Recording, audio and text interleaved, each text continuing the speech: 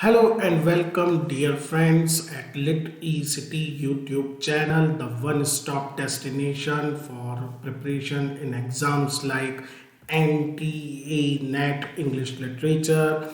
And in our series, today in our series of quick fire questions on some important topics, today we will discuss non-fictional prose, that is unit 4th, and will cover topics like essay, biography, travel writing, autobiography. These are an essential part. Many questions are asked from this unit.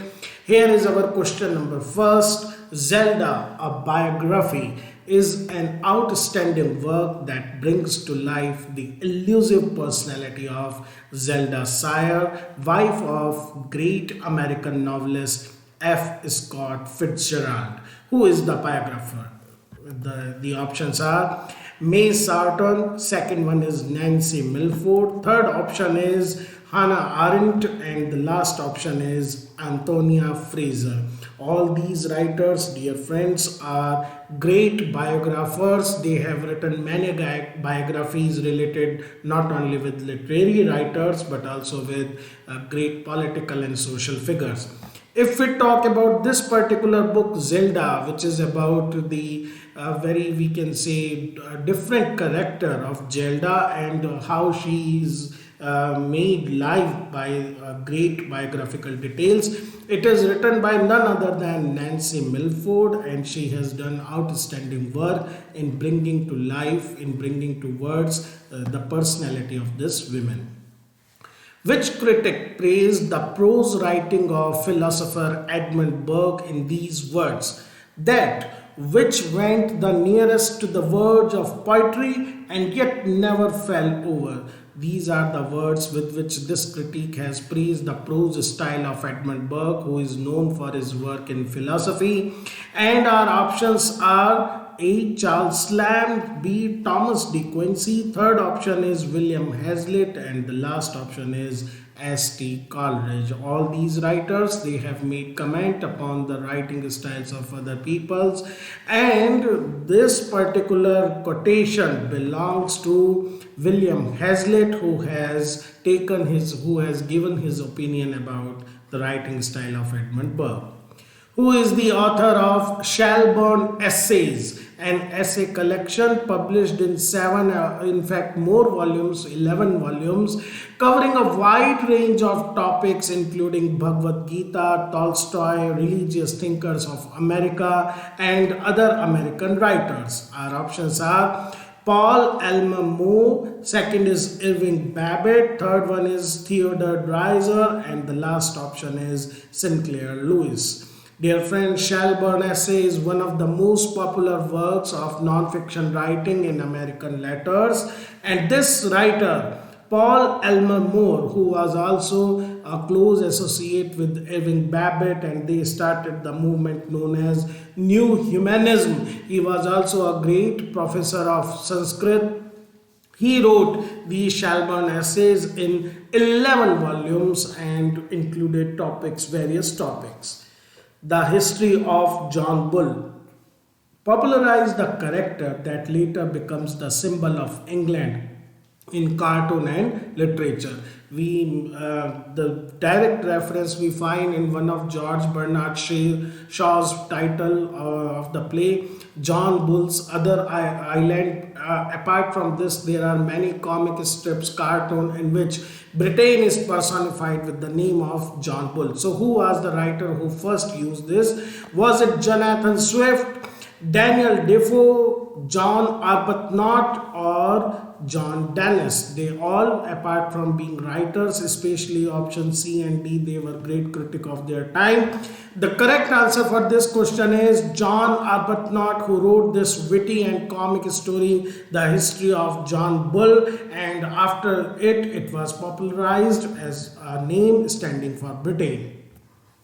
Which among these essays is not penned by George Orwell? George Orwell, the heavyweight prose writer of 20th century, especially spanning the second part of 20th century.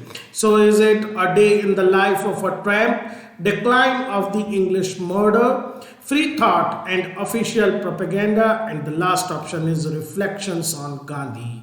Orwell has written numerous essays on various themes, political, literary, social, but one among these essays, and that essay is Free Thought and Official Propaganda, which was written by Nobel laureate Bertrand Russell. It is not written by Orwell, though Orwell has written much about free thought and official propaganda too, but not this essay. Memoirs of a Dutiful Daughter is a remarkable autobiography, vividly retelling the life story of this great writer scholar. Is it Virginia Woolf, Sylvia Plath, then we have Simone de Beauvoir, and last option is Toni Morrison. All four great women writers. They have contributed much to the field of letters, but this autobiography brings about the upbringing, the social scene in which this writer grew up. And the correct answer is Simone de Beauvoir, the writer of great feminist book, The Second Sex, and she has also written many other texts, but this is her autobiography. Which among the following statements about Lytton Strachey isn't true? First, that he belonged to the Bloomsbury group, the group of great eminent intellectuals of that time, including Virginia Woolf. His eminent Victorians has radical approach towards its subject by showing them in naked human forms. He wrote a biography of Queen Victoria, and the last option is his concept of biography presents the subject in larger than life proportion.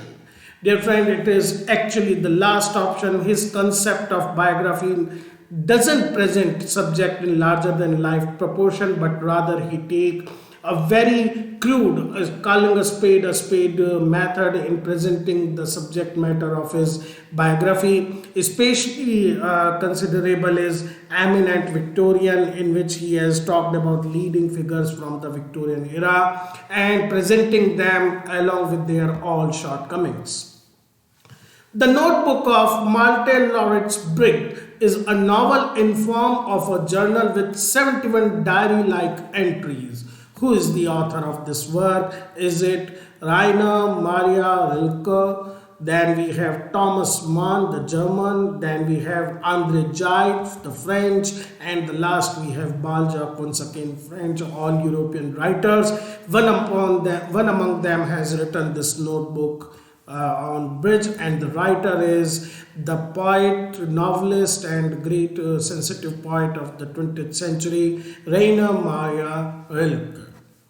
Which among these works by T.S. Eliot is a collection of his 3 lectures about his radical denunciation of liberalism, and they were published posthumously? So options are Notes Towards the Definition of Culture, After Strange Gods, The Idea of Christian Society, and the last option is The Sacred Word. T.S. Eliot, being a great poet, we all know, but he was also a writer of essays. In fact, most of his essays were his lectures, which were later published, and this denunciation of liberalization appears in his collection After Strange Gods, the subtitle being A Primer of Modern Heresy. What is the title of the latest work by Salman Rushdie, which includes his essays written during the first 2 decades of the present century?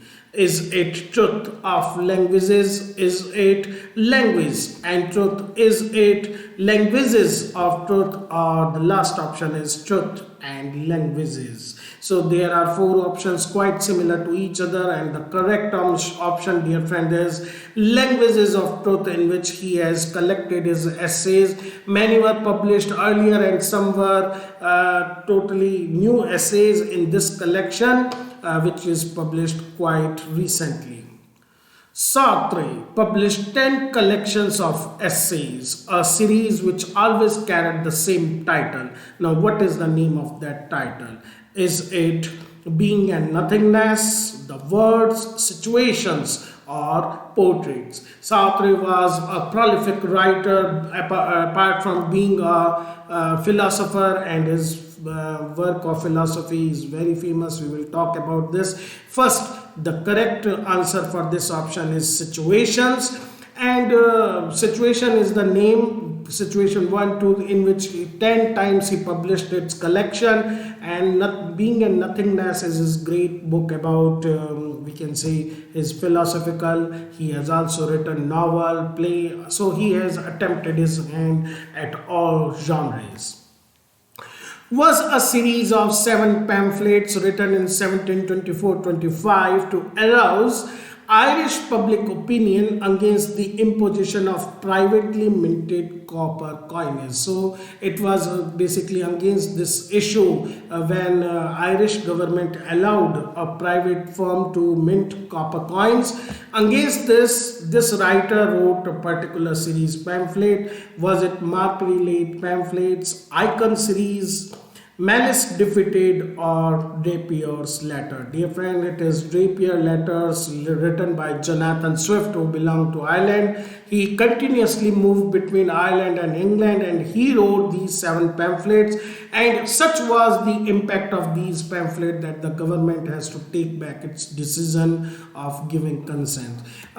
Interestingly, this Icon series, it was written after the execution of Charles II. Marprelate pamphlet is related with religious controversy about Puritans and Catholics and Protestants, and Malice Defeated is once again a pamphlet written about the situation of Protestants during Charles II time. Our next question is a collection of 58 letters. Turkish embassy letters is an early example of travel writing describing the contemporary Turkish court life and the status of women. Who is the writer?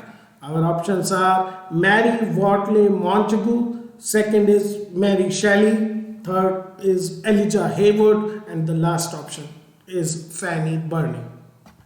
Dear friends, it is basically the great writer, great women writer of her time who doesn't have much appreciation during her lifetime, but now in 20th century she is rediscovered. It was Mary Wortley Montagu who wrote this Turkish embassy letters when she was living there as the wife of the ambassador, which popular work is critically analyzed by Orwell in his outstanding essay, very popular essay, Politics versus Literature.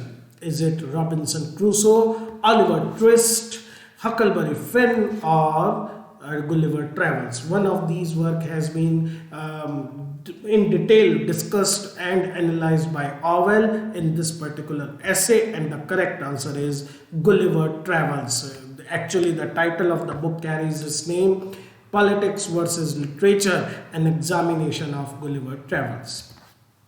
The 18th century saw a religious controversy between the deists and their opponents, resulting in many polemical books.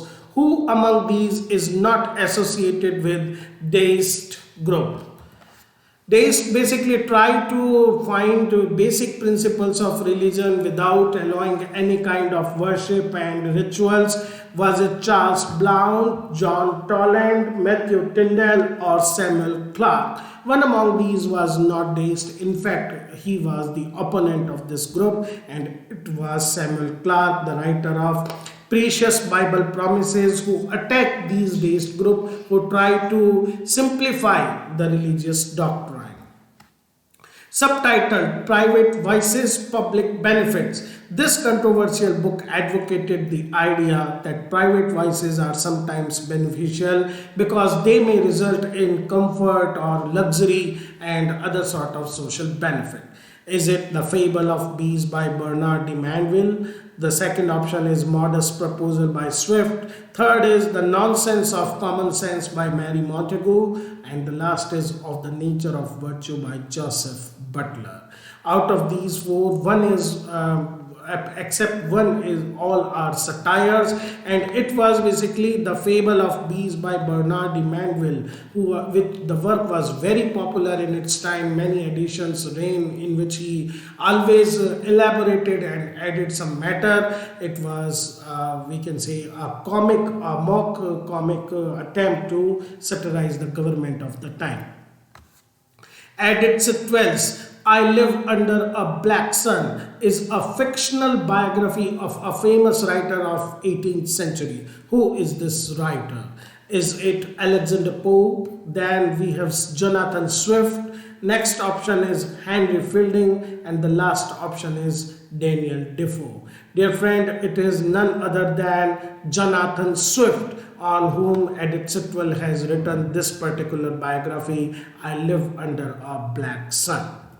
In his popular essay, Why I Write, Orwell lists 4 great motives that are present in every writer. Which among these is not the one listed by him? Is it political purpose? Then we have aesthetic enthusiasm. Then we have sheer egoism. And the last is nostalgic urge.